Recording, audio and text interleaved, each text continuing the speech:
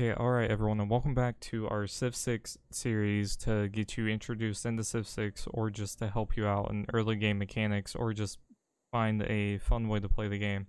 When we last let off, we were building up a warrior unit to either go kill the barbarian encampment or at least defend this territory up here. And we should be getting our pantheon soon in this episode.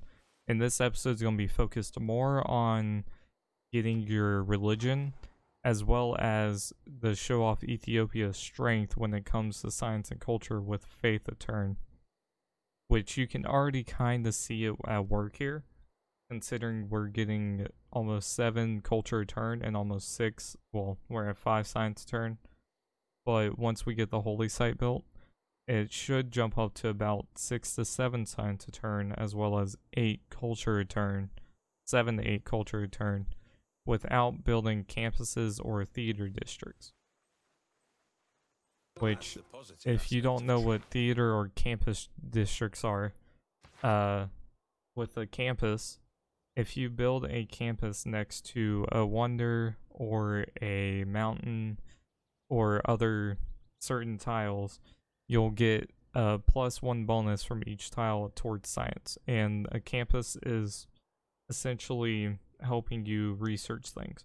Now with a theater district, what those are mainly doing, they are helping you research civics that help you get policy cards to better your money, your faith, your science, your culture, your military, so on and so forth. And so for what we're going to research next, we're going to grab Early Empire, and then we're going to hit Shift and go for State Workforce, because we can get a Government Plaza District, which that helps us build buildings for whenever one of the buildings is a ancestral hut, I believe is what it's called, where if you found the city, a builder spawns when you found the city. And so now, as you can see with this part though, we have our pantheon that we can select. And right here, it says Dance of the Aurora, which gives us +1 faith from adjacent tundra tiles, which are all of these tiles with snow on them. And they can be forests, they can be grasslands with snow. Odds are they're plains with snow or just actual, snow. They're just these tiles right here. And if you hover over them, it does say tundra. Or you can grab one for desert tiles, which are all down here. And I would recommend, if you're wanting to go for a religious victory, or if you're playing as Ethiopia, if you want to focus on the faith aspect of Ethiopia, grab a tile that does one of these 3 things, which gives you +1 faith from adjacent rainforest tiles, desert tiles, or tundra tiles. Or if you have a bunch of quarries, which are built over stone and marble, there is another one in here that gives you +2 faith, I believe. Yeah, it's right here. No, that's mines over luxury and bonus resources. Here's the +2 from quarries.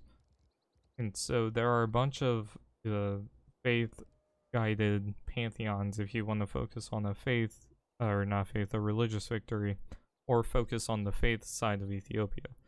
And like I said, we're going to be grabbing the tundra tiles one, because that should be +4, +5 faith a turn from all of the tundra tiles up here. And with that, we can queue up the holy site district and see, like right here, this is +5 up here.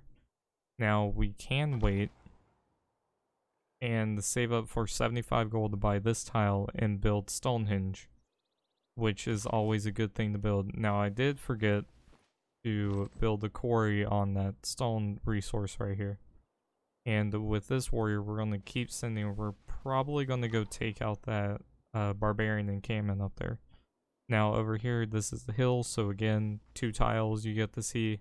And that's how I would recommend exploring with your scout, is make sure you plan out your movement. You lose 2 movement of the 3 to go onto a hill or a forest. So if you get onto a hill, you can see 2 tiles out. If you are not on the hill, generally you can only see a tile around you.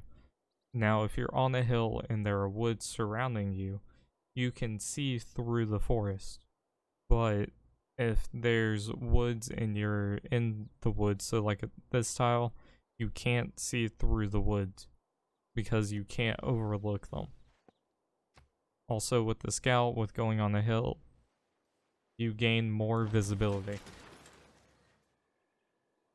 Now, we got our second warrior, so we're just going to keep funneling our warriors up to the north. And we're going to put the scout over here again, just to see. And I guess going west to explore this land wouldn't hurt, but we're going to go south first. So there's a tribe, or a goody hut, tribal village, whatever you want to call this, and a barbarian encampment over here.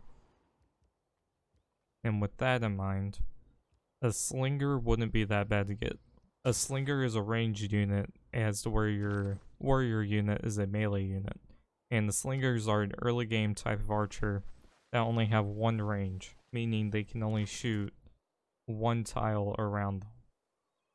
And they're really good for defending your city in the early game from barbarian invasions, as well as if the AI decides to declare war on you for no reason, which can happen from time to time depending on your difficulty, or depending on if the AI is like bound and determined to win militarily, like the Aztecs. The Aztecs are built for early game military early game expansion through conquest, so on and so forth. As to where with Ethiopia, you're more centralized on faith and science and culture, as well as staying towards the hills for your combat. Now, what I mean by staying towards the hills with your combat, your units receive +4 combat strength on hills. And whenever I say you're focused more on faith, culture, and science, is if your city's founded on the hill, you receive science and culture equal to 15% of your faith output, and you get a rock-hewn church that gives you a bunch of faith depending on the tiles next to it. Which, that unique improvement that the builder makes is going to be a lot of fun towards anybody who's wanting to go for religious victory or pump out a ton of science and culture a turn. Now, in order for me to show you that I do have to research it, it is in Drama and Poetry Civic. It is right here. And as you can see, it gives you a bunch of adjacencies, which you get +1 from each grassland, mountain tile, plains, desert, tundra, snow, so on and so forth, that are either hills or mountain tiles. Which, right here, it would get, I believe, +4 from right here, because these are all hills. And if I was to build it, well, there's not a better one, but you can see what I mean by you would get +4 faith from just it being right here, as well as the +1 faith that whenever you first put it down. Now, you cannot sadly stack them next to each other. They do have to be spaced out, and I believe they cannot be built next to a tile already being utilized by the rock-hewn church. Instead, they have to be, like if I was to put one here, I would have to build one over here to get the adjacency bonuses from over here. It cannot be built here because this tile is already being taken. I'm pretty sure that's how that works. And if it isn't, we'll find that out whenever we're able to build it, whenever we research drama and poetry.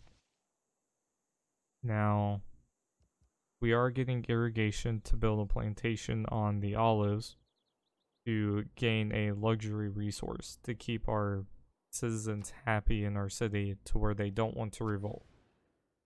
And like I said, we're waiting for gold to either build our holy site here or build Stonehenge, which I will probably build our holy site instead of Stonehenge, for the +5 faith that will go right here.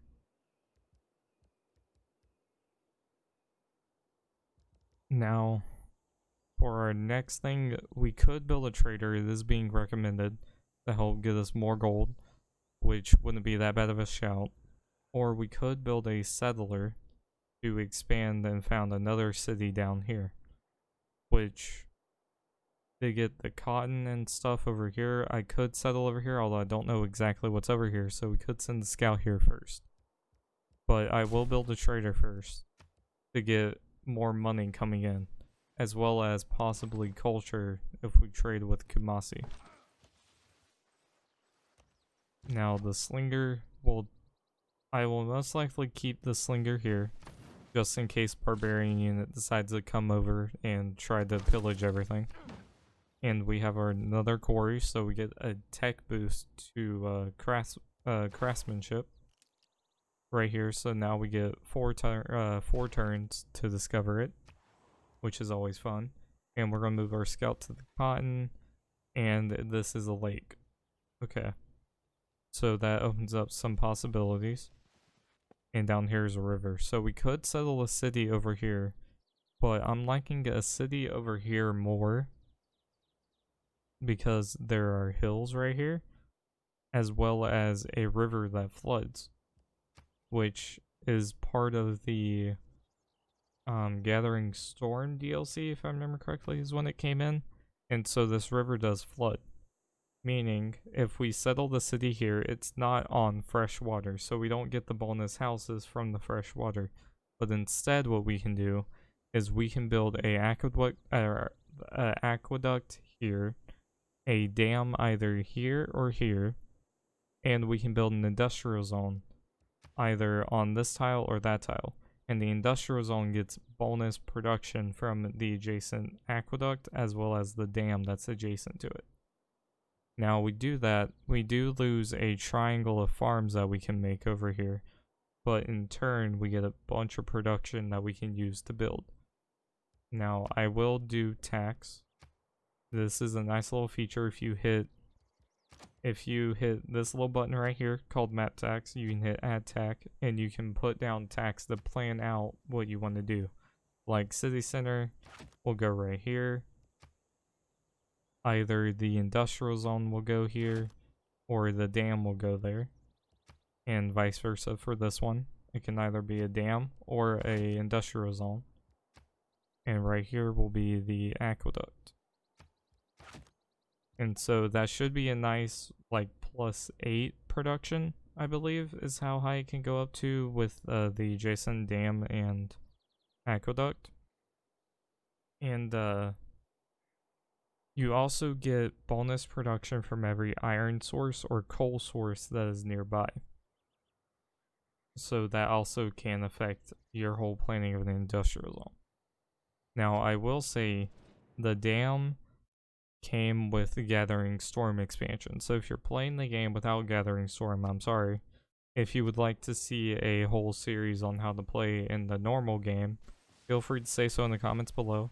Also, I will say I'm recording about 2 to 3 episodes at once, so I won't be able to read all y'all's comments until I get a video uploaded, and it'll be about 2 episodes down the road until I can hear about it, or possibly 1 or 2 episodes.